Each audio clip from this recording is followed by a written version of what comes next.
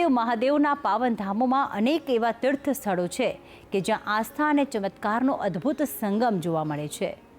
આજે આપને લઈ જઈશું ગીર સોમનાથ જિલ્લાના ઉના તાલુકામાં આવેલા 5800 વર્ષ પ્રાચીન એવા દ્રોણેશ્વર મહાદેવના પવિત્ર ધામે। મચ્છુંદ્રી નદીના કિનારે બિરાજમાન આ શિવાલયની સૌથી મોટી વિશેષતા એ છે કે અહીં અવિરત વહેતી ગુપ્ત ગંગા ભગવાન શિવનો નિરંતર જળાભિષેક કરતી હોવાની માન્યતા છે। મહાભારત કાળ અને ગુરુ દ્રોણાચાર્ય સાથે જોડાયેલી આ પવિત્ર ધરાના દર્શન કરીએ અને મેળવીએ દ્રોણેશ્વર મહાદેવના દિવ્ય આશીર્વાદ। દેવોના દેવ મહાદેવને પ્રિય વાર એટલે કે સોમવાર, ત્યારે આજે સોમવારનો દિવસ છે, તો આવો શિવત્વમાં લીન થઈને મોક્ષની પ્રાપ્તિ કરીએ। આજે આપણે દર્શન કરાવીશું ગીર સોમનાથ જિલ્લાના ઉના તાલુકામાં આવેલ દ્રોણેશ્વર મહાદેવ મંદિરના। આ મંદિરનું નામ અહીંયા દ્રોણ ગામ પરથી પડ્યું છે। મચ્છુંદ્રી નદીના વહેતા પાણીની નિકટ બિરાજિત છે દેવોના દેવ મહાદેવ।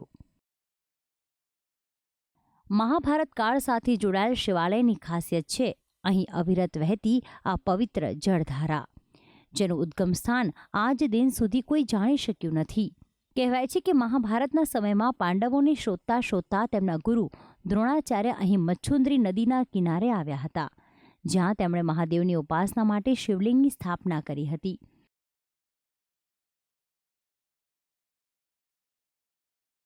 શિવજીના જળાભિષેક માટે નદી પાસેની શિલામાં જ તીર માર્યું। દ્રોણાચાર્યએ પોતાની યોગ શક્તિથી આ સ્થાને ગંગાજીની ધારા પ્રગટ કરી હતી। તો આમ ગુરુ દ્રોણના નામ પરથી જ આ ગામનું નામ દ્રોણ અને આ ધામનું નામ દ્રોણેશ્વર મહાદેવ પડ્યું।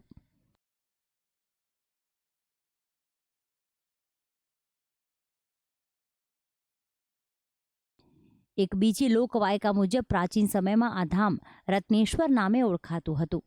દ્રોણાચાર્યએ પોતાના પૂર્વજને મુક્તિ અપાવવા માટે શિવજીના આ મંદિરે તપ કર્યું। એ સમયે શિવકૃપાથી આ સ્થાને ગુપ્ત ગંગા રૂપે આ નદી વહી। દેવદારુ વનમાં ઋષિઓનો આશ્રમ હતો। ત્યાં નદી ન હોવાથી બધા ઋષિઓ ભેગા મળી બ્રહ્માને પ્રાર્થના કરી। બ્રહ્માએ ગંગા, યમુના, સરસ્વતી, ચંદ્રભાગા, સરયુ, ગંદકી, તાપી, ગોદાવરી, દીક્ષા એવી આદિ નદીઓને આદેશ આપ્યો કે તમે સૌ દેવસ્થળ આગળ પ્રગટો।